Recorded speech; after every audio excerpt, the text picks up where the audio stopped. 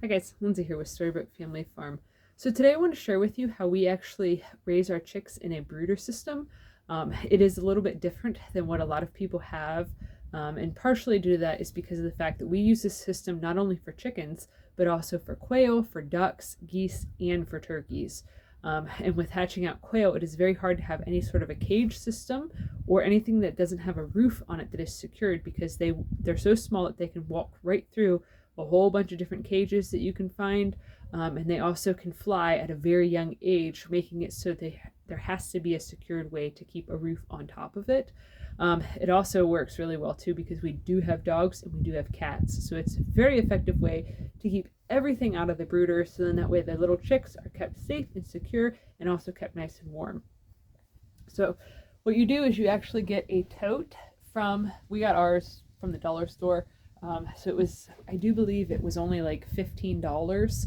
Might have been 18, I'm not sure. We did start the system a couple years ago, so with the rate of inflation, who knows what it is now, but it wasn't very much then. So what I did is I actually drilled a whole bunch of holes into the lid here, and you'll see that there is kind of a weird shaped hole down at the bottom over here, and I'll get to that in a minute.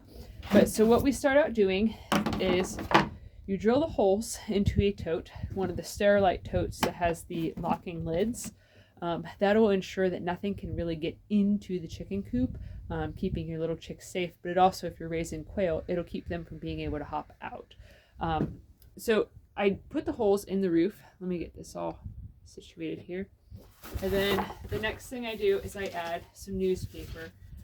You don't need to use a whole bunch of newspaper. You can just put it in relatively thin layers of newspaper. But you definitely want to have this down because it will basically catch all of the droppings of the birds, but it also, if they spill their water, they spill their feed, whatnot, it keeps it dry in there. So I usually, when the chicks are really little, I just use one normal sheet of newspaper. I fold it in half, and then I make sure that everything in the bottom is well covered. Just so then that way it makes it simpler for when there's messes to clean up, because then you can just essentially grab all the newspaper and throw it away and be done with it, or you can compost it. So it makes it very, very nice. The next thing that we do is we also bought one of these, and I'm not affiliated with Tractor Supply or anything, but this came from Tractor Supply. It is a Producer's Pride is the brand of it, and it is a heat plate.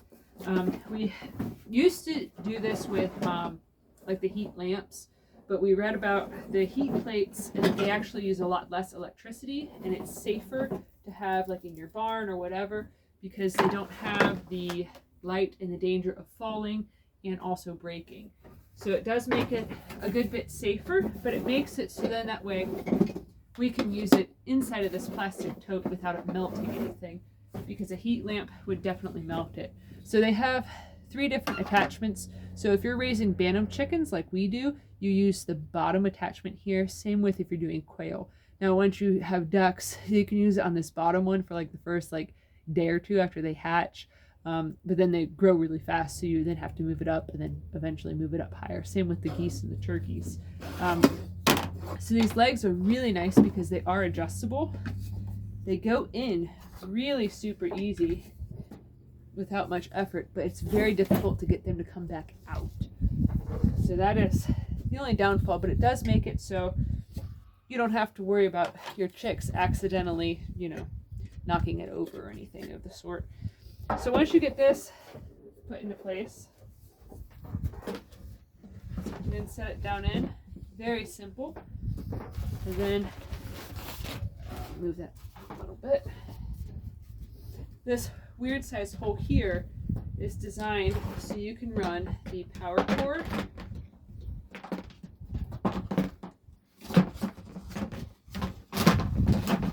right up through it.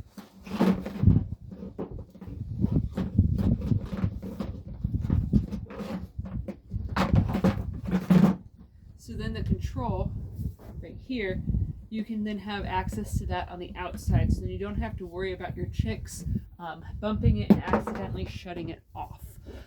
So this type of heater, it actually has two different settings. It has a, I don't know,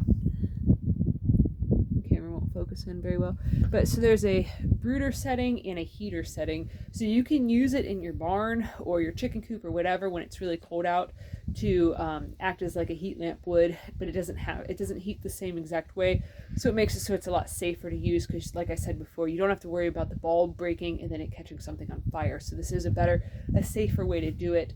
And when it's on the heater setting, it does get a lot warmer than when it's on the brooder setting. So you want to make sure that when you have chicks in there in this small enclosed space, you have it on the brooder setting, not the heater setting. Otherwise, your little chicks will unfortunately turn into chicken nuggets, and that is not what you want to do. So the nice thing too about this setup is it leaves you a pretty decent sized open space within the tote there. And in that space, that is where you will put your water dish and your feed dish.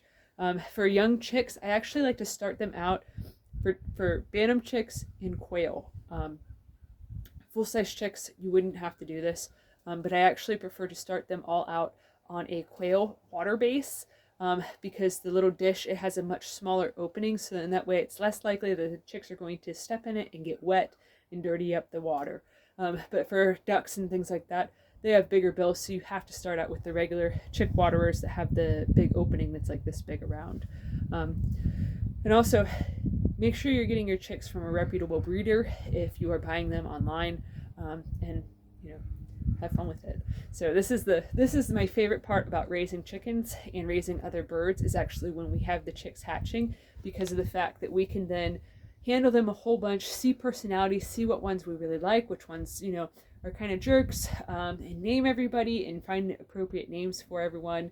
And it's really fun time to get to experience playing with all of them and touching them and getting to know them. So it's nice. I really like it.